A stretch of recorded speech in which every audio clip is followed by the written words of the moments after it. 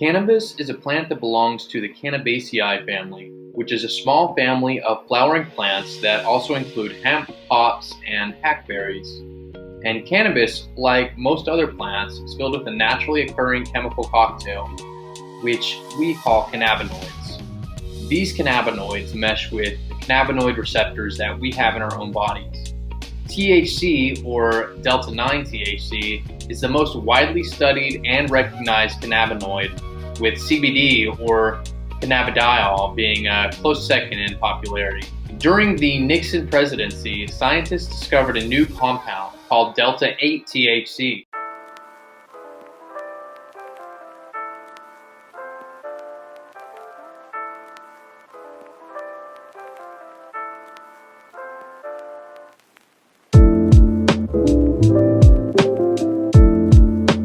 Delta-8, not to be confused with the federally illegal delta-9 THC. It's known to be a relaxant and sometimes a pain reliever, but can cannabis do more than just treat symptoms of disease? Can it actually cure serious illnesses? They also found that it had the properties to shrink lung tumors, and because of Nixon's attitude towards the war on drugs, he ordered the research on delta-8 to be suppressed.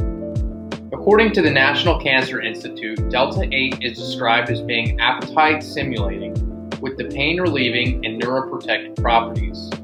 The high is described as being similar, but milder than delta-8 THC, although it still packs a punch.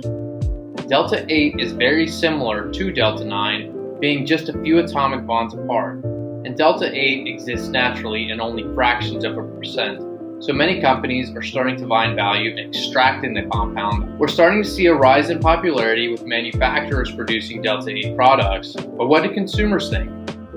For most, the effects are described as being a stone feeling similar to delta-9, but it's short-lasting without as much of a mental load or fog. But let's not throw it out the window that products containing delta-8 THC will get you high. So high right now.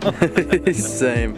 And so, as a responsible adult, you should not operate any machinery or drive a car while using the substance. The first companies producing and marketing delta-8 products for consumers were Oregrown Industries and Item 9 Labs, both based in Oregon. And this was an innovation in processing around late 2017. We're now seeing a rise in popularity, at least in the B2B space, for delta-8 products, mainly disposable vapes, carts, and edibles.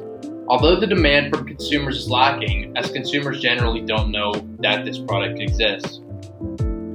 Delta-8 THC currently sits in a legal purgatory, with some producers arguing its legality through the 2018 Farm Bill, which legalized hemp and its derivatives, while others are cautioning producing and possessing the substance due to its classification as a scheduled substance by the DEA and fear of the compound falling under the FAA, or Federal Analog Act.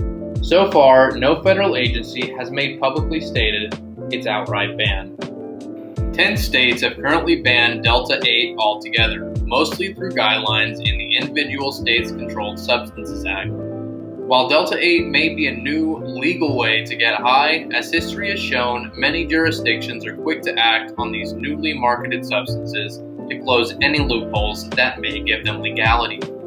Only time will tell for the future of delta-8, as it is only one of hundreds of cannabinoids we have yet to uncover.